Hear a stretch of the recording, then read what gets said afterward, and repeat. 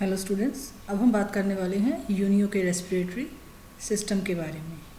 Unio जो है वो बेसिकली अपने रेस्पिरेशन के लिए पानी में घुली हुई ऑक्सीजन पर डिपेंडेंट रहता है और इसके लिए वो मेंटल और क्लोम या गिल्स का इस्तेमाल किया करता है। यानी एक्वाटिक रेस्पिरेशन पाया जाता है जो कि दो संरचनाओं मेंटल और गिल्स इनके द्वारा पूरा किया जाता है। तो यानी दो संरचनाएं हैं इसमें रेस्पिरेशन के लिए। पहली है टिनिडिया या फिर गिल्स और दूसरी संरचना है मेंटल। तो पहले हम बात करेंगे पहली संरचना यानी टिनिडिया के बारे में। तो जैसा कि आप अपने सामने डायग्राम में देख पा रहे हैं, ये जो संरचना है ये एक कंप्लीट टिनिडिया या फिर एक कंप्लीट गिल की संरचना दिखा रखी है। जो इसकी मेंटल कैविटी होती है उसमें उसके फुट के दोनों तरफ यानी यूनियो की मेंटल कैविटी के अंदर फुट के दोनों तरफ एक एक गिल लटका हुआ पाया जाता है जो कि मेंटल कैविटी के अंदर लटका रहता है। स्ट्रक्चर वाइज बात करें तो जो गिल होते हैं वो यू लेमिली ब्रैंक प्रकार के होते हैं और प्रत्येक गिल जो होता है दो हाफ गिल्स या जो सेमी गिल्स होते हैं उनसे मिलकर बना होता है और जो एक दूसरे के साथ जुड़े हुए पाए जाते हैं। दोनों ही जो गिल्स के दोनों पटल होते हैं यानी एक गिल की जो दो हमने कहा अर्ध गिलों से मिलकर बना होता है, तो जो दो पटल होते हैं उसके उनकी संरचना समान प्रकार की होती है।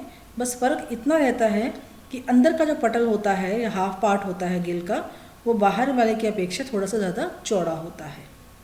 प्रत्येक पटल जो होता है उसमें दो समान लंबी और आयताकार प्लेटें जो हैं वो पाई जाती हैं और इन प्लेट्स को हम नाम देते हैं लेमिली। यहाँ आप डायग्राम में देख पा रहे हैं इन पटलिकाओं को हम इनको आयताकार प्लेटों को लेमिली कहते हैं।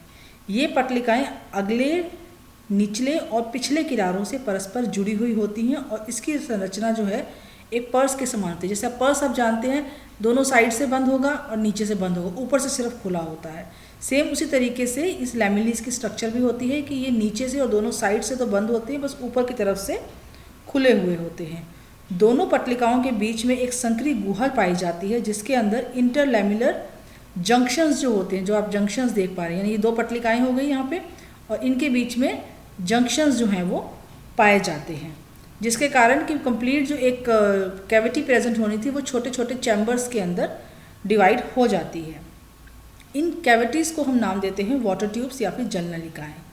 सारी की सारी जो जल नलिकाएँ होती हैं ऊपर की ओर सुप्राब्रैंकियल चैम्बर में खुलती हैं जो पटल के ऊपरी भाग में होता है, यानी उसके ऊपर वाला जो भाग होता है इसको सुप्राब्रैंकियल चैम्बर कहते हैं। सारी की सारी जो वाटर कैनाल्स या ट्यूब्यूल्स होती हैं वो इस चैम्बर में आके खुलती हैं।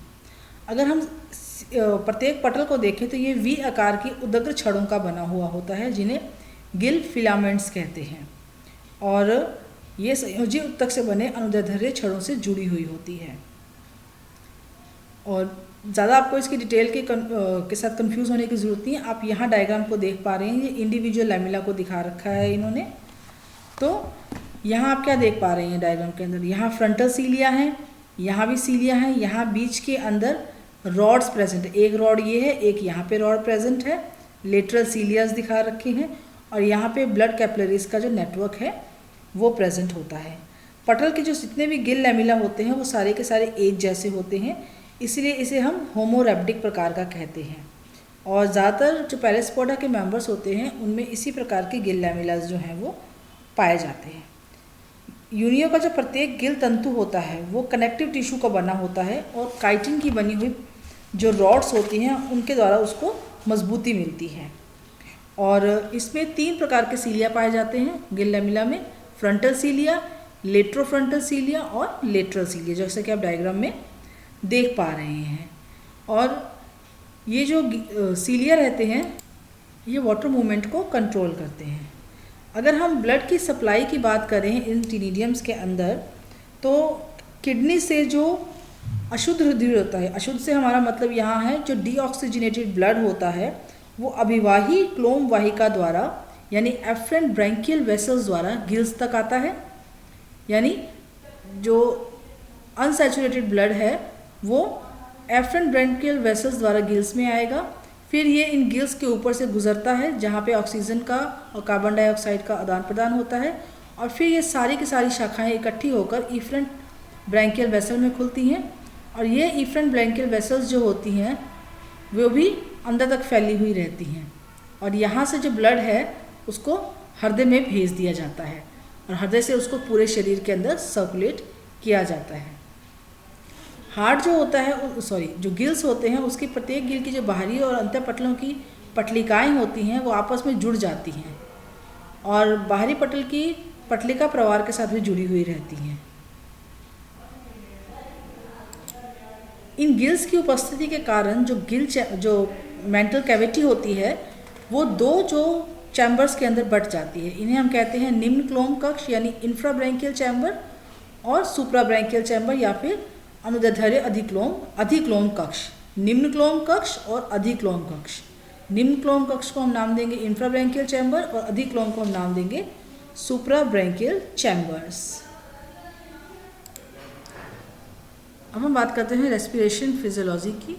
गिल तंतुओं को ऊपर जो सीलिया प्रेजेंट होते हैं वो वाटर करंट को प्रोड्यूस करते हैं, जिसके कारण अंतर्ग्राही साइफन जो होता है उससे पानी जो है वो गिल चैम्बर्स जो होते हैं उनके अंदर इनकरेंट साइफन से पानी प्रवेश करता है, और ये पानी जो होता है वो ऑक्सीजन से रिच होता है।